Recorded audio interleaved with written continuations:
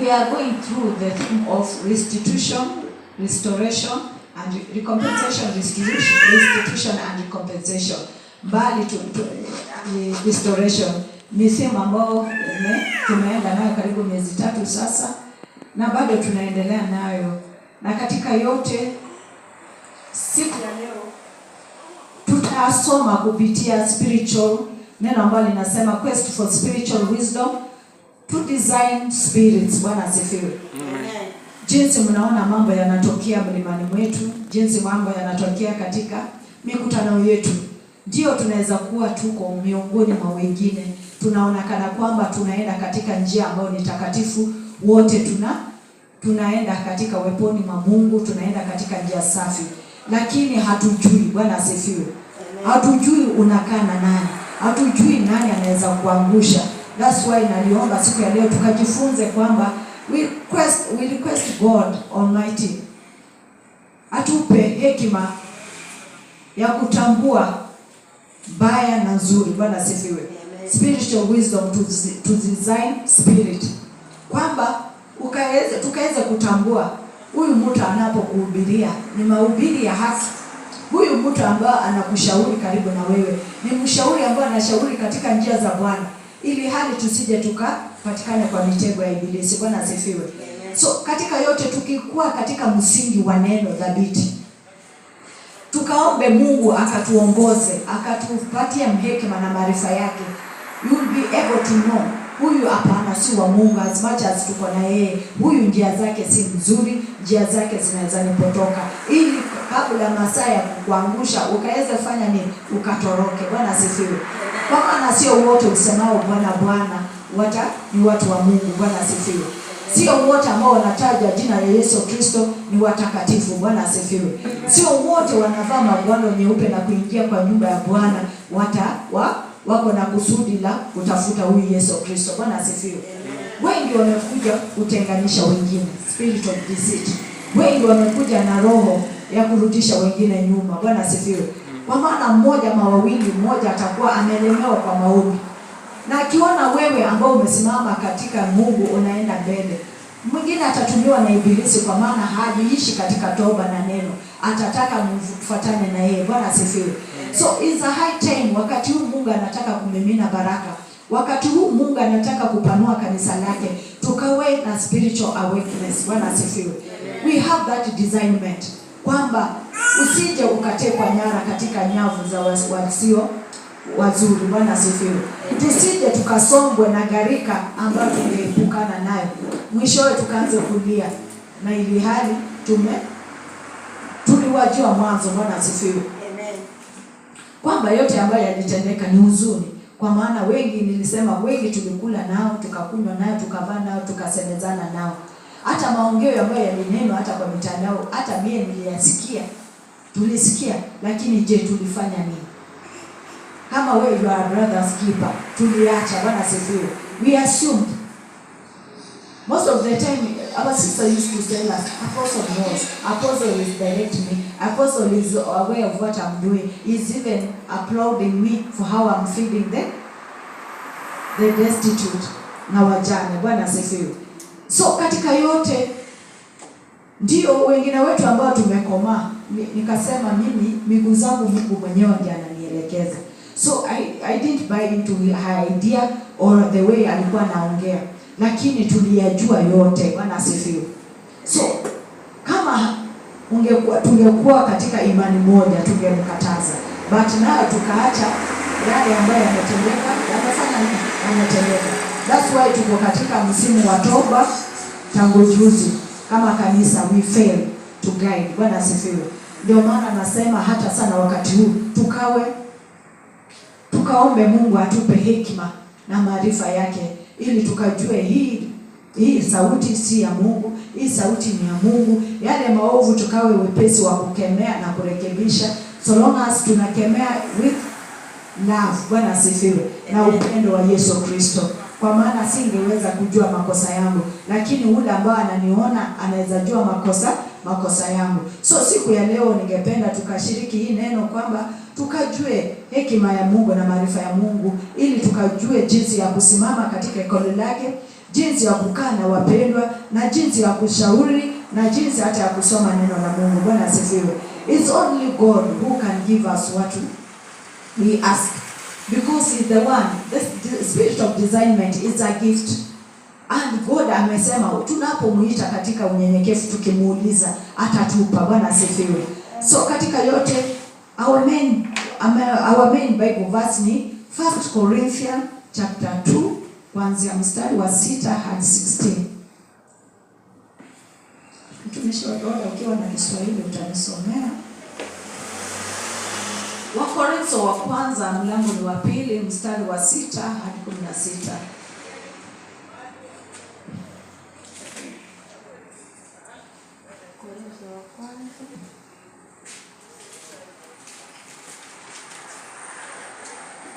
Mstari wa 2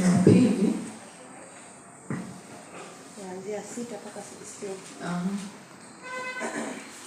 Wakorintho wa kwanza mafungu ya 2 kuanzia mstari wa 6 mpaka 16. Nasoma kwa neema ya Mwenyezi Mungu.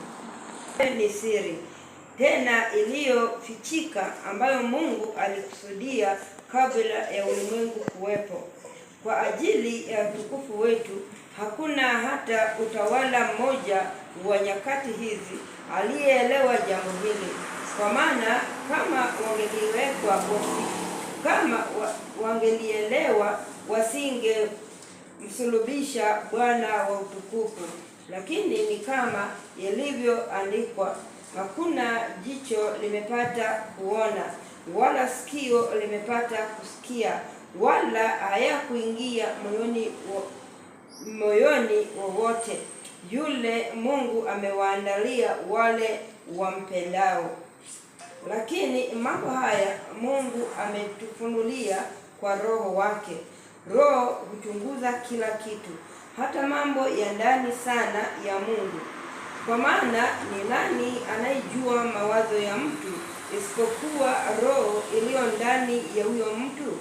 Vivyo hivyo hakuna mtu ajuaye mawazo ya Mungu isipokuwa Roho wa Mungu. Basi hatukupokea roho ya dunia, bali Roho atokaye kwa Mungu, ili tuweze kuelewa kila kipawa ambacho Mungu ametupatia bure.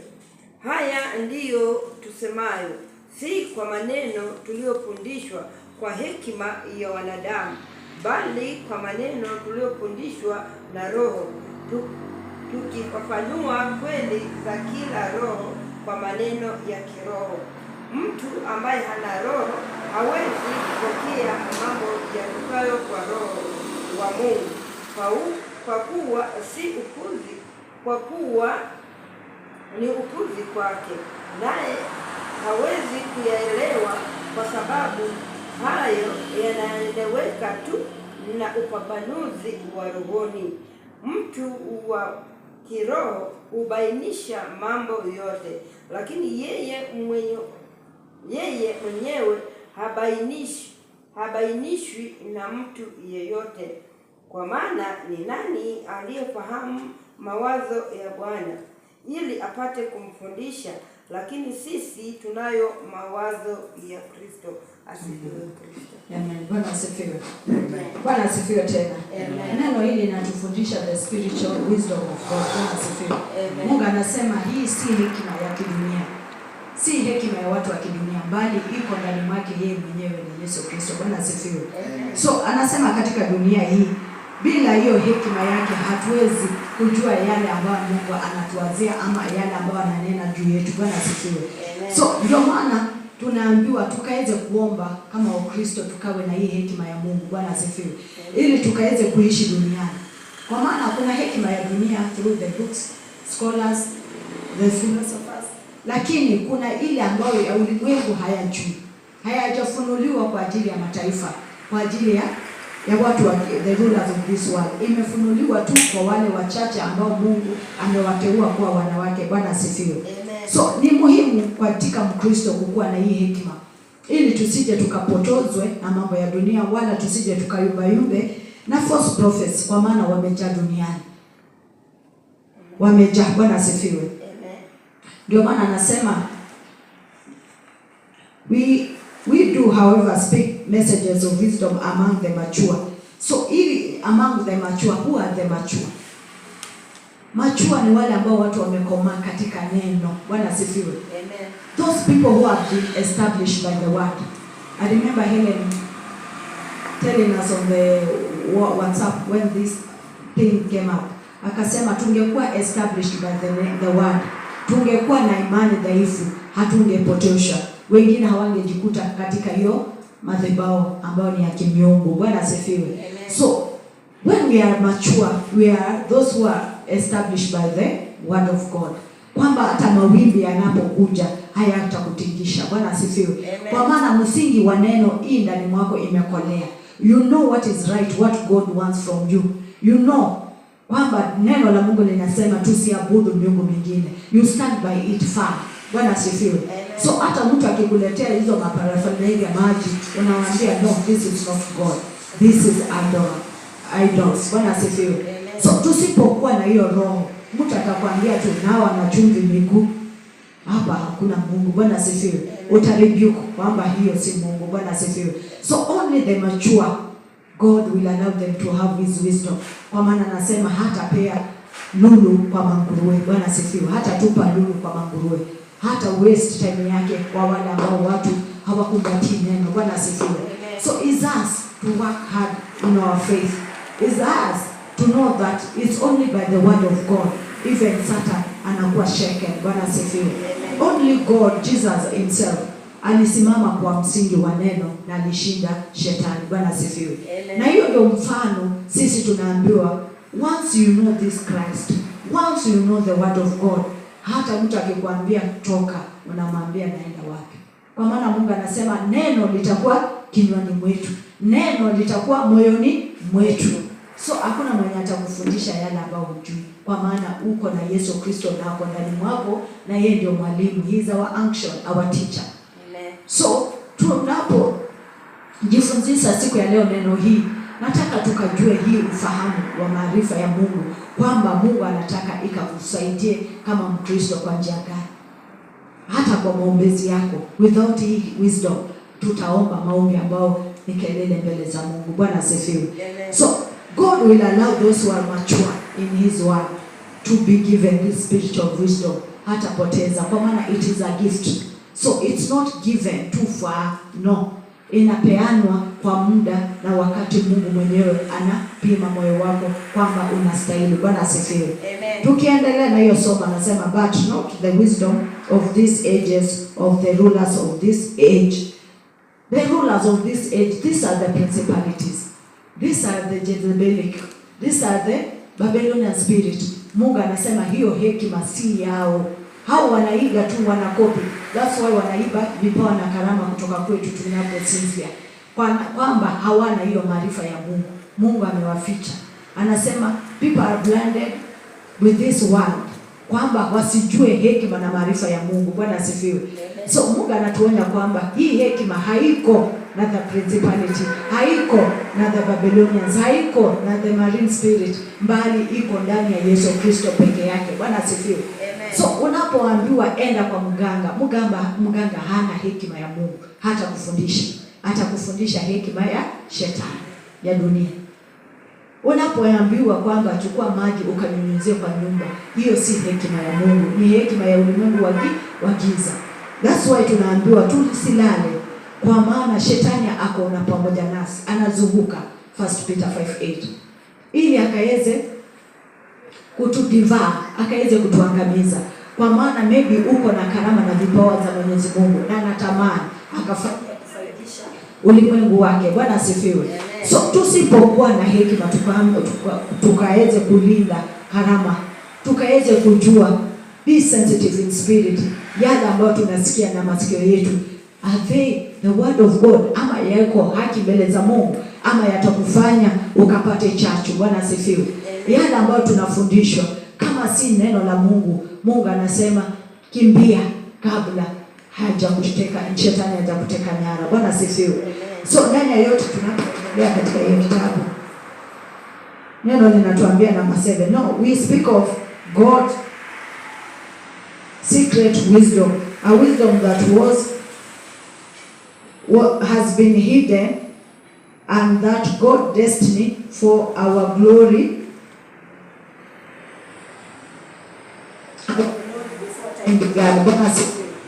Hii maarifa ilikuwako mwanzo na Yesu na Mungu. Bwana asifiwe. Amen. Mungu alijua hii maarifa jinsi itasaidia walokole na wateule wake.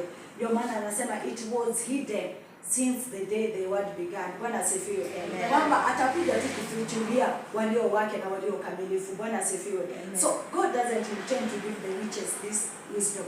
God is not intending kupeana hii hekima yake kwa watu ambao hawamwamini. Bwana asifiwe.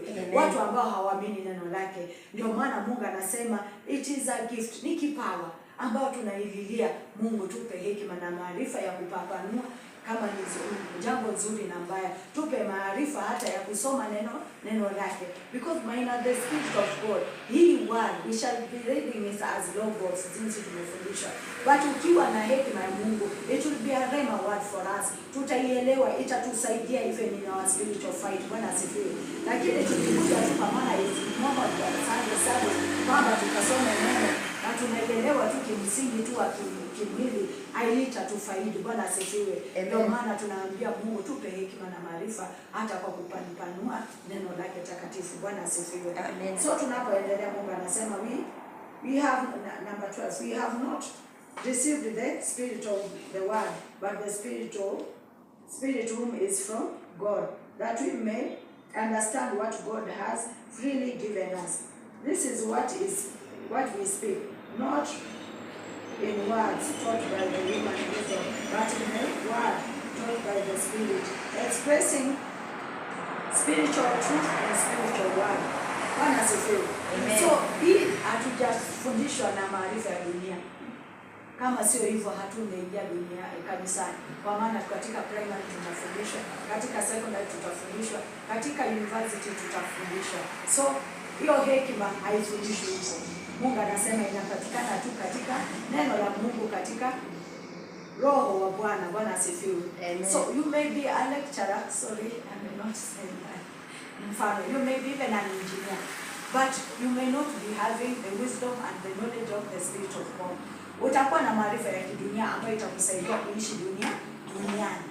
Ndio itakusaidia kwa destiny yako ya dunia. But Mungu anatafuta roho ambayo itashikana na roho ya Bwana ikakuelekeze kwa destiny ya Mungu, kwamba tukaweze kutimiza lengo na kusudi la Mwenyezi Mungu duniani. Kwa maana we have different types of destiny: marriage, education, wapi zingine ni nini tunazijua, career, but kuna ile hekima ya Mungu, destiny to fulfill the word of God. Ndio maana akakupa kipawa na karama ili ukafanya kusudi lake ya kuleta watu katika ufalme wake. Bwana asifiwe. And it only require kwamba tukawe na hekima ya Mungu ikatusaidie. Ndio unaweza kuwa na hekima ya mama ya kuzaa na kulea watoto, but hekima ya kuelekeza katika njia za Mungu unaweza kosa. Bwana asifiwe. So ni muhimu, ni kiungo muhimu kwa maisha yetu, ili yale ambayo yanaweza tokea mabaya tukaweza kupambanua kabla ya hajatumeza. Bwana Yesu asifiwe. Tusije tukakae tu tukaseme I wish ningejua, lakini Mungu anasema let us not be fooled. He detests foolishness by his word. Bwana asifiwe. Tusikae katika upovu wa kiroho, tukae kwamba mambo yanatendeka karibu na sisi na tusiweze kupambanua. Shetani asije akatufumbe macho, shetani asije akatuwekee hiyo kanopi ya giza, tusiweze kuona yale ambayo Mungu anataka tuyaone. Bwana asifiwe.